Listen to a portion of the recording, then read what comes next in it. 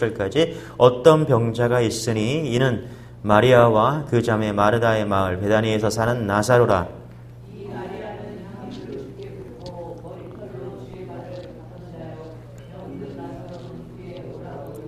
이에 그의 누이들이 예수께 사람을 보내어 이르되 주여 보시옵소서 사랑하시는 자가 병들었나이다 하니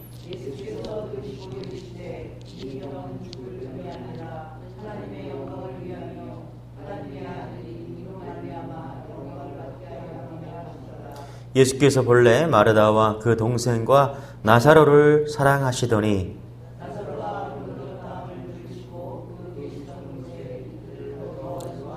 같이 읽겠습니다. 시작. 그 후에 제자들에게 이르시되 유대로 다시 가자 하시니 아멘.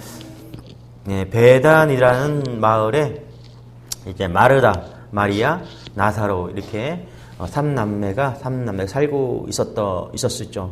자, 그래서 예루살렘에서 위쪽으로 가까워요. 3km 정도 떨어져 있어서 예수님께서 예루살렘에 가셨다가 사역하시고 이 베다니에서 이제 머물러 계시고 숙소로 이렇게 썼던 곳이 베단이라는 동네입니다. 5절에 보니까 이렇게 되어 있네요. 5절 같이 한번 읽어볼게요. 시작. 예수께서 본래 마르다와 그의 동생과 나사로를 사랑하시더니 그 집에 자주 갔다라는 거예요. 그죠? 예수님의 사랑을 받았던 그 가족, 나사로 그 가족이었다라는 것입니다. 그런데 오늘 그들에게 대단히 실망스러운 사건이 벌어지죠. 어떤 일이 벌어집니까? 오빠 나사로가 병들었습니다. 죽을 병에 들었다. 그러다가 결국은 죽었다라는 것입니다. 우리 3절 같이 한번 읽어볼게요. 시작. 이에 그 누이들이 예수께 사람을 보내어 이르되 주여 보시옵소서 사랑하시는 자가 병들었나이다 하니. 여러분 한번 우리가 생각해 봅시다. 우리 예수님께서 자주 우리 집에 와요. 예루살렘 성전에서 사역하시다가 자주 베다니에 왔어요. 그리고 예수님께서 사랑하세요. 사랑한다고 말씀하십니다. 사랑하는 나사로, 사랑하는 마리아, 사랑하는 마르다 이렇게 얘기합니다. 그런데 오늘 말씀해 보니까 뭐라 그래요? 병들었다. 3절에 보니까 뭐라 그래요? 사랑하는 자가 병들었다. 이렇게 얘기합니다. 여러분 우리가 이 말씀을 통해서 한 가지 깨닫는 은혜가 있죠. 뭡니까? 주님께서 사랑하는 자도 병들 수 있습니다. 맞습니까? 할렐루야. 분명히 그렇죠. 3절에 보니까 사랑하는 자가 병들었다. 그렇죠?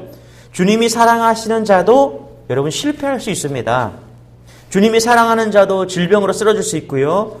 주님이 사랑하는 자도 자식을 잃고 어려움에 처할 수 있다라는 사실을 여러분 깨닫는 은혜가 있기를 소망합니다. 무조건 잘 되는 게 아니에요.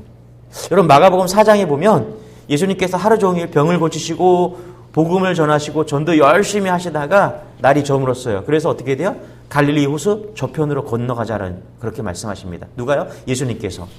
그래서 제자들과 함께 이렇게 배를 타고 갈릴리 호수 저편으로 건너가십니다. 여러분 근데 그때 어떤 일이 벌어지는 줄 아세요? 바로 광풍이 일어나서 물결이 배에 부딪히면서 배가 그냥 뒤집히게 되었다 이렇게 이야기합니다. 그래서 어떤 일이 벌어져요? 막 제자들이 막 깜짝 놀라갖고 안 되겠다 그래갖고 어떻게 돼요? 고물에 주무시고 계시는 예수님을 깨우러 가잖아요. 자, 근데 한번 생각해 봅시다. 여러분 갈릴리 바다를 건너서 우리가 저편으로 건너가자고 한 사람이 누구예요? 예수님이죠. 예. 마가복음 4장에서도 예수님이 갈릴리를 건너서 저쪽으로 가자고 하신 분이 예수님이세요. 그리고 왜 가요? 복음을 전하기 위해서 그쪽으로 가려고 하십니다. 그런데 뭐가 와요? 광풍이 일어났다라고 이야기를 합니다. 여러분 잘 보세요. 예수님이 타신 배도 광풍을 맞을 수가 있습니다. 예수님이 인도하는 배가 광풍을 맞을 수 있어요. 예수님이 사랑하는 자가 병들 수 있어요. 예수님이 사랑하는 자가 어떻게 해요? 사업에 실패할 수 있다는 거예요. 결론, 예수님이 인도하시는 인생에 폭풍이 없다고 누가 그랬습니까? 예수님이 함께 하시는데 폭풍이 없다고 누가 그랬냐고요? 여러분 그런 사람은 없습니다. 우리가 예수님을 따라가도 큰 폭풍을 만날 수가 있습니다. 우리가 주일 예배 꼬박꼬박 드리고 11조도 드리고 나름대로 신앙생활 열심히 해도 여러분 우리 안에 우리 인생 가운데 폭풍이 찾아올 수 있다는 사실을 잊지 마십시오. 예. 그래서 주님 나에게 왜 이 폭풍을 주십니까? 나에게는 절대 그런 일이 벌어지면 안 됩니다. 안 벌었으면 좋겠는데 인생은 그렇지 않습니다. 예수님과 함께 있어도 폭풍이 온다는 사실입니다.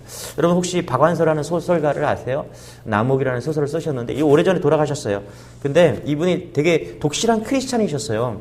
그런데 한 해에 5월 달에는 남편을 잃게 되고요. 8월 달에는 사랑하는 아들을 잃게 됩니다. 그래서 이분이 한 해에 남편과 아들을 다 잃어버립니다. 그러고 나서 극심한 고통과 괴로움 속에 사로잡혀요. 이 사람 믿음이 좋거든요. 그러면서 하나님께 이런 물음을 던집니다. 하나님 어떻게 나한테 이럴 수가 있으십니까? 하나님 어떻게 나한테 이런 일을 허락하실 수 있습니까? 이런 원망 가운데 하나님께서 음성을 들려주십니다. 얘야, 너는 왜 너에게는 그런 일이 일어나서는 안 된다고 생각하느냐? 이 박완서 지금 돌아가셨는데 이분에게 하나님께서 그런 음성을 들려주시는 거예요. 야, 얘야, 너는 왜 너에게 그런 일이 일어나서는 안 된다라고 생각하느냐? 여러분, 우리 잊지 마십시오. 우리가 주님께서 사랑하는 자도 병들 수 있다는 사실을 잊지 마십시오.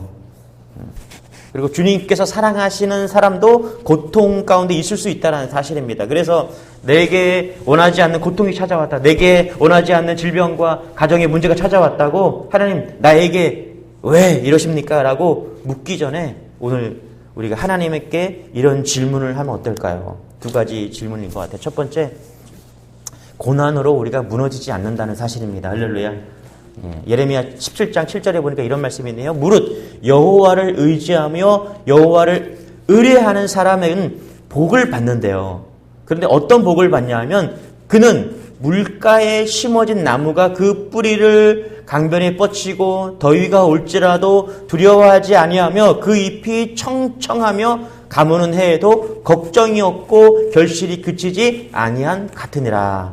자, 여러분 주님은요 폭풍이 오지 않는다라고 말씀하시는 게 아니라 폭풍이 올지라도 무너지지 않는다라고 말씀하십니다. 할렐루야.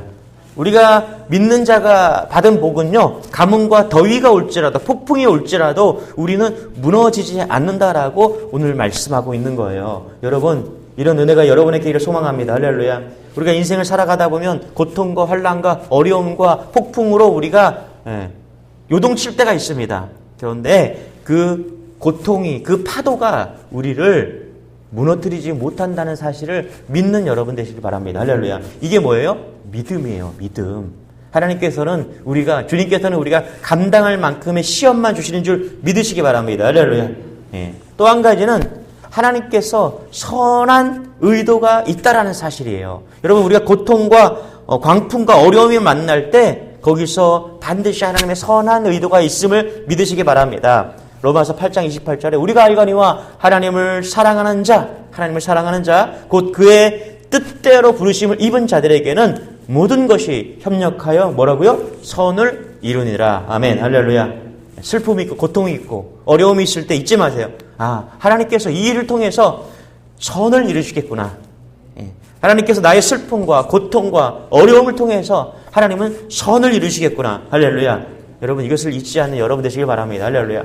감사하게도 우리가 죽었던 나사로의 뒷이야기를 알죠. 우리 43절, 44절 한번 읽어볼게요. 한 절 넘겨셔서 우리 43절, 44절 읽어볼게요. 시작. 이 말씀을 하시고 큰 소리로 나사로야 나오라 부르시니 죽은 자가 수족을 배로 동인채로 나오는데 그 얼굴은 수건에 쌓였더라. 예수께서 이르시되 풀어놓아 다니게 하라 하시니라. 그렇죠? 예수님께서 나사로를 살려주십니다. 자, 그랬더니 무슨 일이 일어났냐? 우리 45절 같이 한번 읽어볼게요. 시작.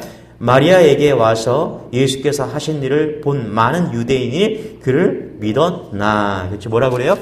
오늘 나사로를 살리신 것을 보고서 어떤 일이 벌어져요? 유대의 많은 사람들이 어떻게 해요? 예수님을 믿었다라고 이야기를 합니다. 나사로의 사건을 통해서 어떻게 해요? 병들어서 죽었던 그 나사로를 살리신 것을 보면서 뭐라고 그래요?